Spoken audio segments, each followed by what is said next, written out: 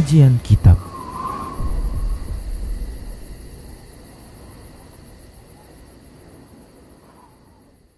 Bismillah, assalamualaikum warahmatullahi wabarakatuh.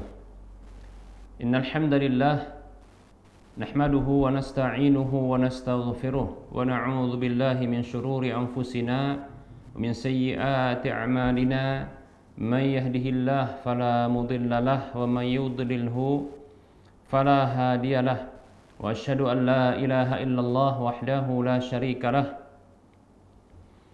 Wa asyhadu anna Muhammadan 'abduhu wa rasuluhu sallallahu alaihi wasallam. Qala Allah tabaraka wa ta'ala, ya ayyuhalladzina amanu taqullaha haqqa tuqatih wa la tamutunna illa wa antum muslimun. Ya ayyuhan nasu taqu rabbakumul ladzi khalaqakum min nafsin wahidah wa khalaqa minha zawjaha wa bassa minhuma rijalan katsiran wa nisaa'a. Wattaqullaha alladzi tasaaluna bihi wal arham innallaha kana 'alaikum raqiba. Ya ayyuhalladzina amanu taqullaha wa qulu qawlan sadida yuslih lakum a'malakum wa yaghfir lakum dhunubakum wa may yuti'illaha wa rasulahu faqad faza fawzan 'azima. Amma ba'd, fa inna asdaqal haditsi kitabullah wa khairal huda huda Rasulillah sallallahu alaihi wasallam wa syarrul umuri muhdatsatuha wa kullu muhdatsatin bid'ah wa kullu bid'atin dhalalah wa kullu dhalalatin finnar. Alhamdulillah, segala puji hanya untuk Allah, salawat dan salam kita ucapkan untuk Rasulullah sallallahu alaihi wasallam. Para pemirsa Rosyad TV dan para pendengar Radio Medan Mengaji serta para pemirsa media sunnah yang turut serta menyiarkan kajian ini, kita kembali melanjutkan sesi soal jawab, yaitu menjawab pertanyaan-pertanyaan yang sudah masuk. Pertanyaan pertama di pertemuan kali ini, di hari ini, adalah pertanyaan dari saudara kita di Bandar Lampung. Assalamualaikum warahmatullahi wabarakatuh. Apa kabar Ustadz? Semoga antum dan keluarga selalu dalam lindungan Allah Ta'ala. Ana nonton dari kota Bandar Lampung, Afan Ustadz, di luar tema. Mohon doa dan nasihatnya. Ana kan sekarang sudah hijrah dari Medan ke Bandar Lampung. Ana pengen dekat dengan orang tua. Tapi kok sudah setahun lebih ana di sini, kehidupan ana secara ekonomi merosot ya Ustadz. Mohon doa dan nasihatnya Ustadz. Semoga ana tetap istiqomah. Jazakallahu khairah.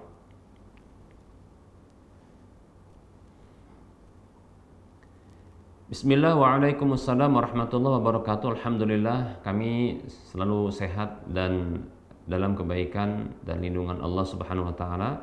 Semoga Allah Subhanahu wa taala juga memberikan kebaikan dan kebahagiaan serta perlindungan dari segala keburukan kepada antum sekeluarga dalam kehidupan dunia dan akhirat. Semoga Allah Subhanahu wa taala memudahkan urusan ekonomi antum ya, dan Allah berikan rezeki yang halal dan rezeki yang barokah kepada antum dan keluarga. Amin ya rabbal alamin. Dan semoga Allah Subhanahu wa taala memberikan keistiqomahan kepada antum dan kita semua di atas agama dan di atas ketaatan kepada Allah. Wa anta fajazakallahu khairan. Baik, sudah hijrah ke satu tempat karena sebuah alasan yang syar'i, yaitu agar bisa berdekatan dengan orang tua, berbakti kepada orang tua. Niat hijrah seperti ini insyaallah ta'ala ya, berpindah dari satu tempat kepada tempat yang lain, ini bagus ya. Ini niat yang bagus. Artinya niatnya adalah syar'i ya, itu agar bisa bersilaturahim lebih mudah, demikian. Namun permasalahan yang didapatkan adalah ya, ekonomi semakin merosot. Maka perlu diketahui bahwasanya bisa jadi ini adalah masih dalam kondisi diuji oleh Allah Subhanahu wa taala. Karena memang seseorang ketika dia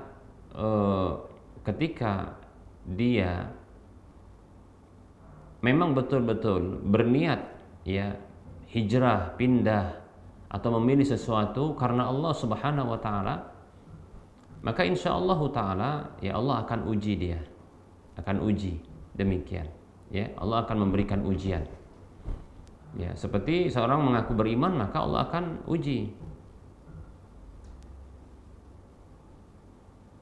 Ya, apakah ya manusia mengira bahwasanya mereka beriman, ya mengaku beriman dan mereka dibiarkan begitu saja tanpa mereka diuji? Ya, tidak, ya. Allah akan uji mereka, ya. Allah akan menguji. Jadi ini masih dalam ujian. Tapi insyaallah taala seiring berjalannya waktu, insyaallah taala ya Allah akan berikan rezeki dari jalan yang tidak disangka-sangka. Bahkan Allah berikan kemudahan dari setiap urusan. Allah berikan jalan keluarnya. Allah Subhanahu wa taala berfirman di dalam surah At-Talaq ayat 2 dan 3, Allah katakan, A'udzu billahi minasyaitonir rajim. Wa may yattaqillaha yaj'al lahu makhraja wa yarzuqhu min haitsu la yahtasib. Dan siapa saja yang bertakwa kepada Allah Subhanahu wa taala, di antara bentuk ketakwaan itu dan hakikat dari takwa itu adalah melaksanakan semua perintah Allah dan menjauhi seluruh larangan Allah. Di antara bentuk ya perintah Allah adalah bersilaturahim. Ya. Ya, seseorang kalau melakukan sesuatu atas dasar perintah Allah agar bisa dekat ya dengan orang tua contohnya atau dengan saudara, maka insyaallah taala ini bentuk ketakwaan. Ya ja'allahu makhraja. Ya, Allah akan berikan kepada dia jalan keluar dari kesulitan, hambatan, ya. Wa yarzuqhu min haitsu la yahtasib. Dan Allah Subhanahu wa taala akan memberikan rezeki dari jalan yang tak pernah disangka-sangka. Demikian. Ya. Begitu juga dalam surah At-Talaq ayat 4 Allah katakan, A'udzu billahi minasyaitonir rajim. Wa may yattaqillaha yaj'al lahu min amrihi yusra. Dan siapa sih yang bertakwa kepada Allah Subhanahu wa taala, ya, Allah Subhanahu wa taala akan menjadikan dari setiap urusannya ada kemudahan. Insya Allah akan ada kemudahan, ya. Insya Allah akan ada kemudahan. Bahkan untuk satu kesulitan maka Allah akan berikan dua kemudahan, ya. Nah seperti itu. Jadi yang penting bersabar dulu, ya. Bersabar dulu. Bisa jadi Allah ingin menguji, ya. Bisa jadi dikarenakan Allah ingin menguji, ya. Masih sabar tidak? Jujur nggak dengan niatnya? Demikian. Atau bisa jadi ya niatnya ternyata tidak terrealisasi. Jadi maksudnya begini, ya.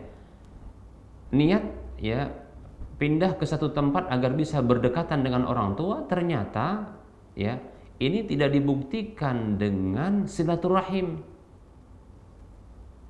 yang seharus dan selayaknya. Contohnya ya kunjungan itu tidak sesering mungkin, seperti contohnya kalau jauh, ya.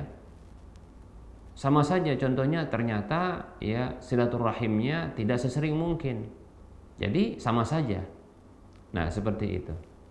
Atau ketika pun ya melakukan kunjungan ternyata contoh ya orang tua tidak merasa nyaman. Kenapa?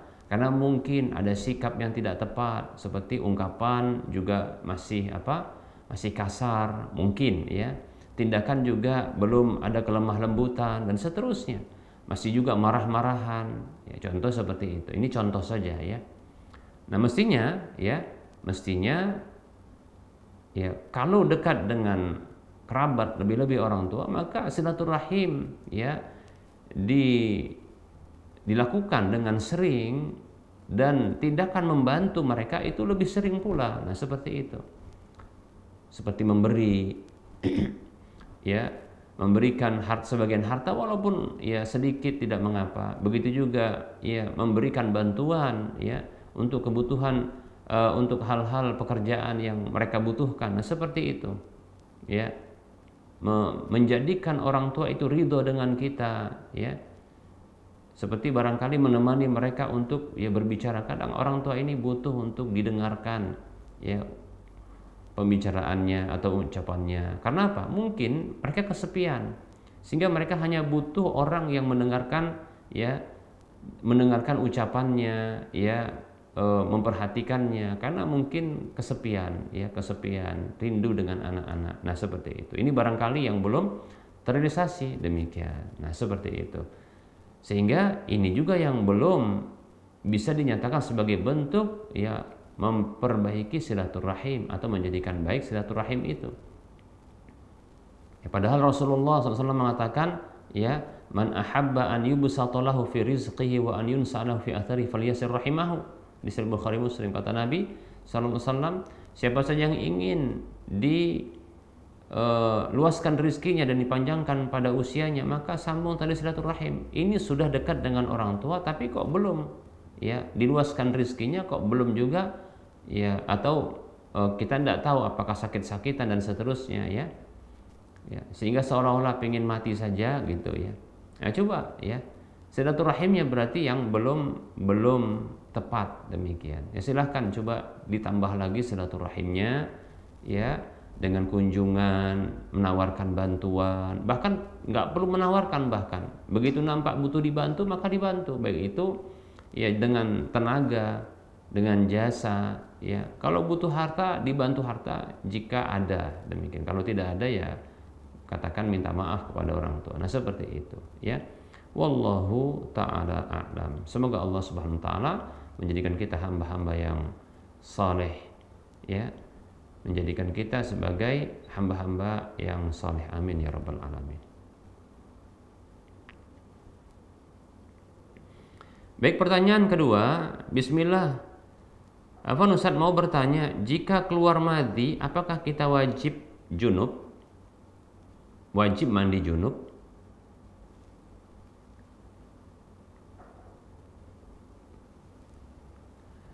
Bismillah. Alhamdulillah wassalatu wassalamu ala Rasulillah. Madhi, ya, bukanlah sesuatu yang menyebabkan wajibnya mandi.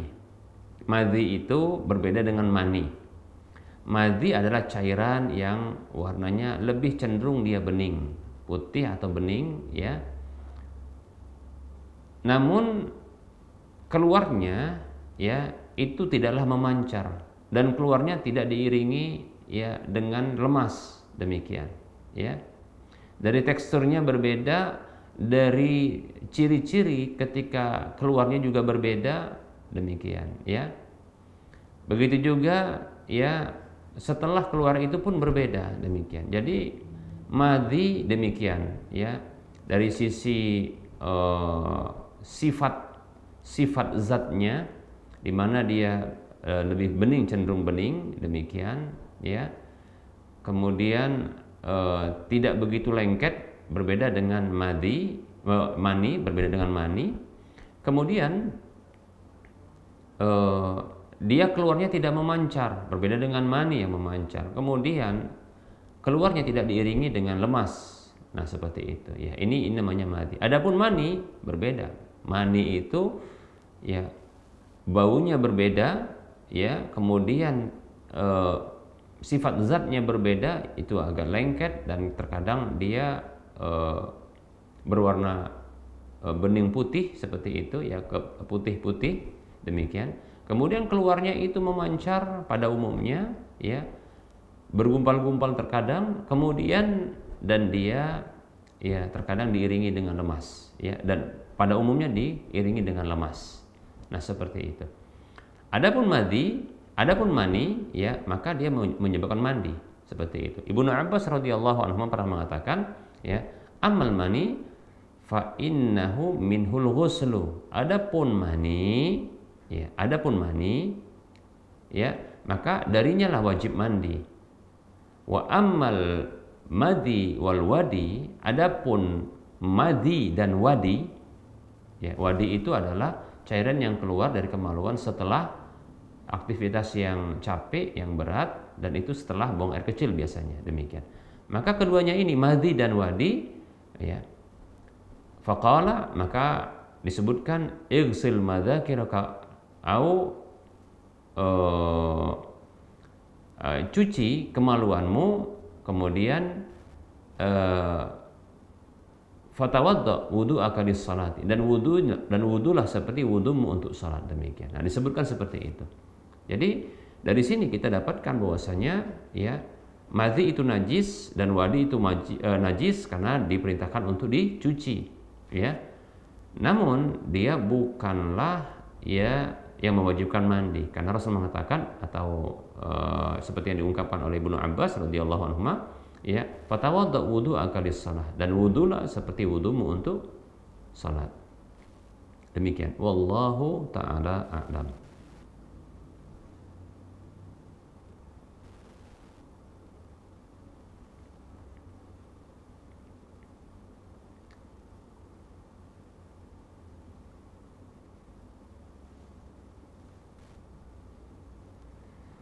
Ada pertanyaan berikutnya, Ustadz, bagaimana dengan puasa sunat?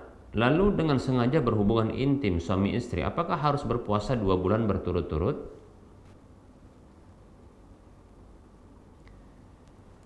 Bismillah, alhamdulillah, wassalatu wassalamu ala rasulillah, amma ba'd.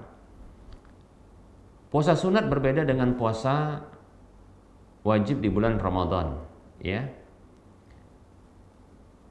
Seseorang yang berpuasa sunat lalu dia membatalkannya, maka tidak ada kewajiban apapun bagi dirinya. Ya. Lebih-lebih ternyata ada sesuatu hal yang lebih utama untuk dia lakukan. Seperti contohnya, ya, ketika dia diundang dalam sebuah jamuan makan, ya. Begitu juga ketika contohnya dia terdesak untuk berhubungan badan, ya. Ya, seperti contohnya seorang istri yang ingin melayani yang suaminya minta untuk dilayani, atau seorang suami, ya, yang berpuasa sunat namun dia begitu, ya, bersyahwat terhadap istrinya, demikian, ya. Atau seorang yang dia ketika berpuasa sunat dia begitu selera untuk mencicipi makanan yang ada di hadapannya, contohnya seperti itu. Atau dia lapar yang begitu sangat, maka boleh bagi dia untuk, ya, untuk berbuka, tidak melanjutkan berpuasa, ya, membatalkan puasa sunatnya, dan tidak ada kewajiban apapun bagi dirinya, yaitu tidak ada kewajiban untuk mengqadha dan tidak ada kewajiban denda apapun bagi dirinya. Demikian, ya. Nah, ini ada riwayat satu hadis di mana Rasulullah SAW, ini hadis kalau tidak salah diriwayatkan oleh Imam Muslim, ya. Ini hadis dari Ibunda Aisyah radhiyallahu anha, ya, di mana suatu hari Nabi SAW di waktu pagi, ya, pulang ke rumah, ya, dari masjid itu menuju rumah. Lalu Rasulullah bertanya kepada orang yang dalam rumah, hal indakum syai', apakah kalian memiliki, ya, sesuatu, itu makanan untuk dimakan, kalau bahasa kita adalah sarapan, begitu, ya. Lantas Aisyah mengatakan, ya, la, tidak ada, ya, tidak ada sesuatu pun. Maka Rasulullah mengatakan, fa'idzan inni shaimun, kalau begitu sungguh aku akan berpuasa. Maka Rasul berpuasa. Demikian. Keesokan harinya, ya, Rasulullah SAW pulang ke rumah, ya, dalam kondisi beliau sudah berpuasa. Jadi berarti Rasulullah sudah berpuasa semenjak subuh tadi, ya. Jadi keesokan harinya Rasulullah itu pulang di pagi hari dari masjid dalam kondisi beliau berpuasa, ya. Kemudian, ya, salah seorang istri beliau atau istri beliau itu mengatakan, oh dialah nahaisun, ya, kita diberikan hadiah berupa makanan hais, ya, makanan hais. Maka Rasul mengatakan, hari ini, ya, tunjukkan makanan itu kepadaku. Falaqad asbahtu shaiman, sungguh tadi pagi aku sudah berpuasa. Fa'akala, lalu beliau pun makan ketika itu. Demikian. Nah, Rasulullah sudah puasa. Namun begitu ada dikabarkan makanan, maka beliau minta dihidangkan, lalu beliau pun makan. Padahal tadinya sudah berpuasa. Dan dalam hadis ini tidak ada pengkabaran beliau itu mengqadha ataupun beliau melakukan sebuah denda untuk menebus tindakan beliau berbuka puasa. Demikian. Ini menunjukkan bahwasanya tidak ada denda apapun dan tidak ada kewajiban apapun. Wallahu ta'ala a'lam.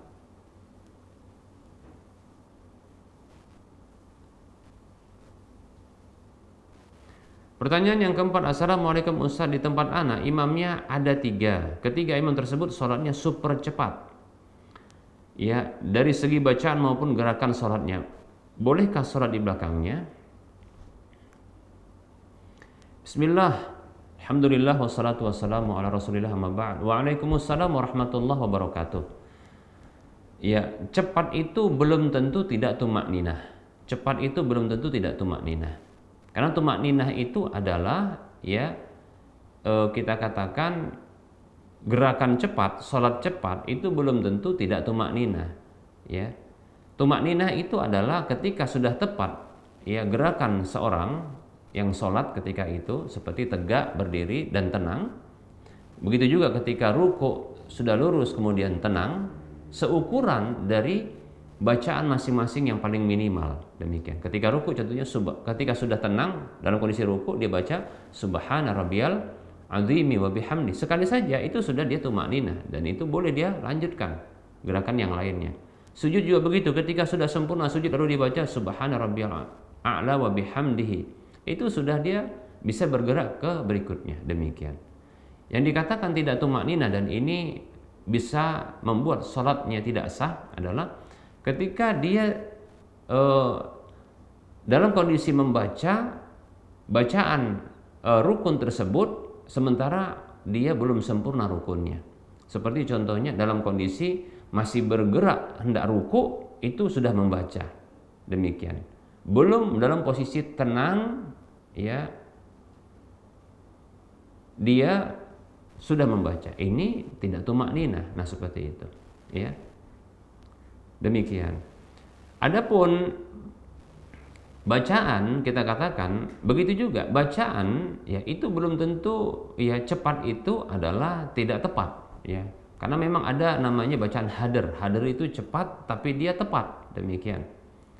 Nah, maka kita katakan yang seperti ini ya belum tentu ya seorang imam dia itu ketika baca itu tidak tepat walaupun cepat.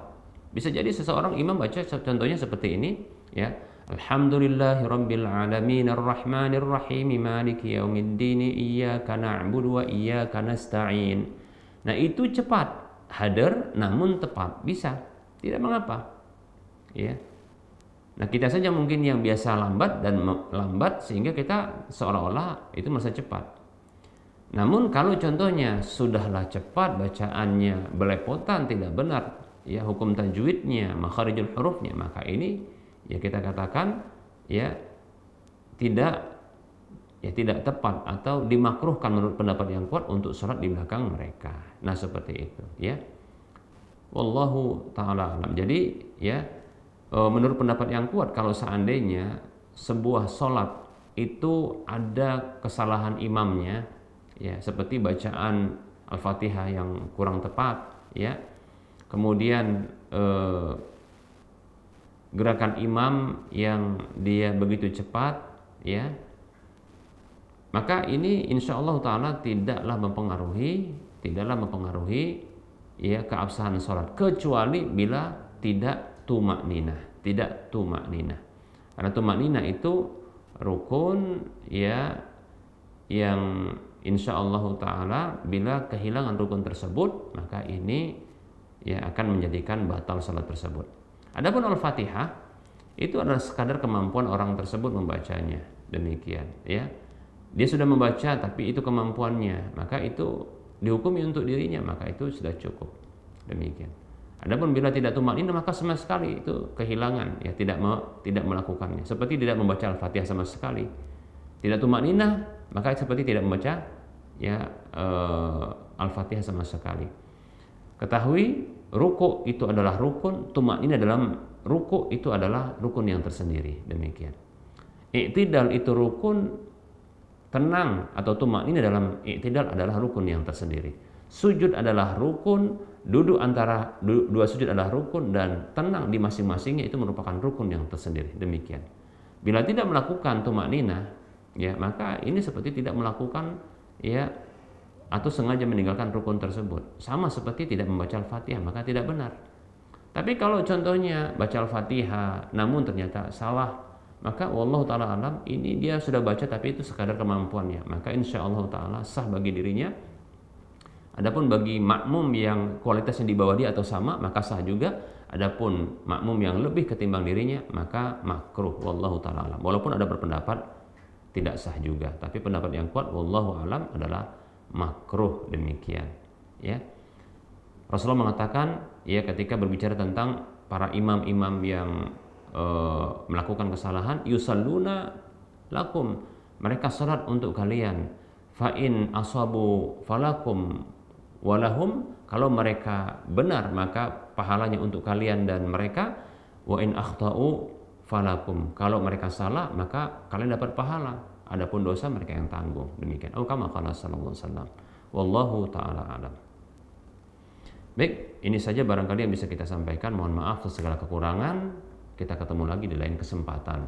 Sebelum kita mengakhiri perjumpaan, seperti biasa kita memberikan motivasi untuk berdonasi membangun Masjid Al-Muwahhidin. Siapapun di antara kita yang ingin mendapatkan pahala ya yang terus mengalir walaupun kita telah tiada, tatkala dimanfaatkan infak kita, siapapun di antara kita yang ingin mendapatkan pahala minimalnya 700 kali lipatnya dari apa yang kita infakkan di jalan Allah, dan siapapun yang ingin mendapatkan sebuah rumah di surga, mari kita bantu untuk membangun Masjid Al-Muwahhidin dalam proses pembangunan. Mari transfer ke nomor rekening Bank Syariah Indonesia di nomor 7127485555 atas nama Yayasan Lajnah Dakwah Medan, kode bank 451. Semoga Anda termotivasi dan semoga bermanfaat. Ya, mohon maaf atas segala kekurangan. Kita ketemu lagi di lain kesempatan. Wassallallahu ala Muhammad wa ala alihi wa ashabihi ajma'in. Subhanakallahumma wa bihamdika asyhadu an la ilaha illa anta astaghfiruka wa atubu ilaika. Walhamdulillahirabbil alamin. Wassalamualaikum warahmatullahi wabarakatuh.